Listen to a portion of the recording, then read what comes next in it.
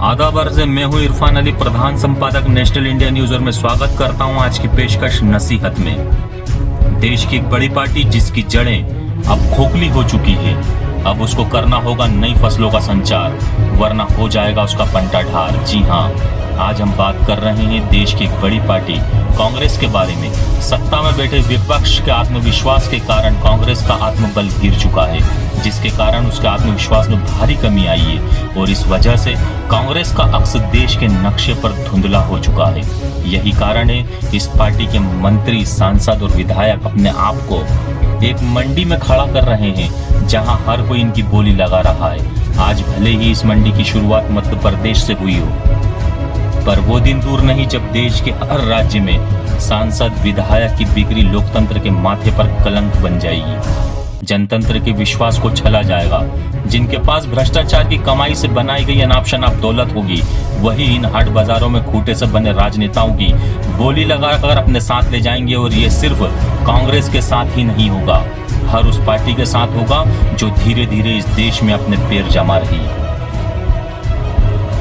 इसलिए जरूरी है, मुर्दों को जिंदा करने से अच्छा होगा नए बच्चे पैदा किए जाएं।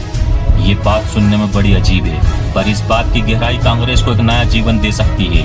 मेरा मशवरा शायद हर किसी को हजम भी नहीं होगा, क्योंकि ये बात मक्कार राजनेताओं को नुकसानदायक है। मैं यहाँ एक इशारा दे रहा हूँ, अगर हर कोई पार्टी समझदार है तो उसके लिए ये इशारा काफी है। इससे पहले और कोई नेता अपने आप को नीलामी के बाजार में खड़ा करके अपनी जेब गर्म करे, तुरंत एक्शन प्लान करना होगा। कांग्रेस के नेता दो कश्तियों में सवार हैं, जो जनता के सामने अपनी पार्टी के झंडे तो उठाते हैं, पर पीठ पलटते ही उनके साथ एक ही टेबल पर महफिल भी जमाते हैं। सबसे पहले बिना डरे इन्हीं लोगों को पार्टी से बेदखल करना होगा, क्योंकि इन्हीं के कारण लोग आज राजनीति को दलदल, नाली और गटर जैसे शब्दों से संबोधित करते हैं। कांग्रेस जब तक पुराने नेताओं का मोह नहीं त्यागेगी, ना ही पुरानी नीतियों को छोड़ेगी, तो उसके लिए सत्ता में लौटना बहुत मुश्किल है। कांग्रेस को वरिष्ठ नेताओं का अनुभव नए युवाओं को में भरना होगा, मगर सिर्फ उनका अनुभव ही चाहिए, भ्रष्टाचार नहीं। कांग्रेस को ऐसे नेता बनाने होंगे जिनकी मासिक आय उनके जीवन के लिए पर्याप्त हो, जिनके लिए देश का भविष्य, देश का विकास सबसे पहले हो।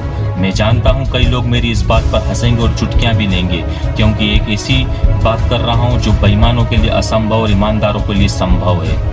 कांग्रेस को खुद अपनी पार्टी के लिए सख्त कानून बनाने होंगे। जब हम खुद अपनी कंपनी, सोसाइटी, संस्था बनाते वक्त नियम, कायदे, कानून बनाते हैं और उनका उल्लंघन करने वालों को बर्दाश्त नहीं करते, ठीक उसी प्रकार से ये नियम पार्टी के साथ बेईमानी करने वालों के खिलाफ इस्तेमाल किए जाएं, जो देश, प्रदेश और जनता को आर्थिक रूप से नुकसान पहुंचाते हैं। ये बात सच है, कोई भी इंसान दूध का धुला नहीं हो सकता, इसलिए ये सोचना लाजमी है, बेईमानी का जहर किसी में भी दौड़ सकता है। मैं अपने पहले वक्तव्य में कहा था, सख्त नियमों के साथ कांग्रेस की सदस्यता देनी होगी।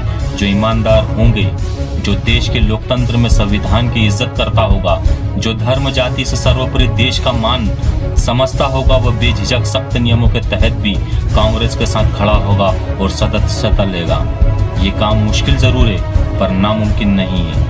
मेरे पास नसीहत देने के लिए बहुत कुछ है, पर कहते हैं ना, काजू बादाम खाने में कितने ही पौष्टिक हो, किलो 2 किलो एक साथ नहीं खाए जा सकते। मेरी ये बात सभी पार्टियों के लिए है, मील का पत्थर साबित हो सकती है। मैंने ये नसीहत कांग्रेस के लिए जरूर कही है, क्योंकि सत्ता में बैठी पार्टी के विपक्ष में सबसे बड़ी पार्टी कांग्रेस है। आप ये ना सोचें इन नियमों के तहत सदस्यता अभियान सिर्फ कांग्रेस पार्टी को ही करना है। अगर ये विचार अन्य पार्टी लोगों को पसंद आता है, तो वो भी सख्त नियमों के साथ अपनी पार्टी का संचालन कर सकते हैं, क्योंकि हो सकता है कांग्रेस के अलावा भी और कोई पार्टी ही के नेता खरीद फरोख्त के गोरख धंधे का शिकार बन जाए। इसलिए नसीहत को ज्यादा से ज्यादा लोगों तक पहुंचाओ और देश के मुस्तकबिल को काबिल हाथों में पहुंचाओ। इसी शुभकामना के साथ मैं इरफान अली आपसे विदा लेता हूँ। जय हिंद, जय भारत, हिंदुस्तान जिंदाबाद।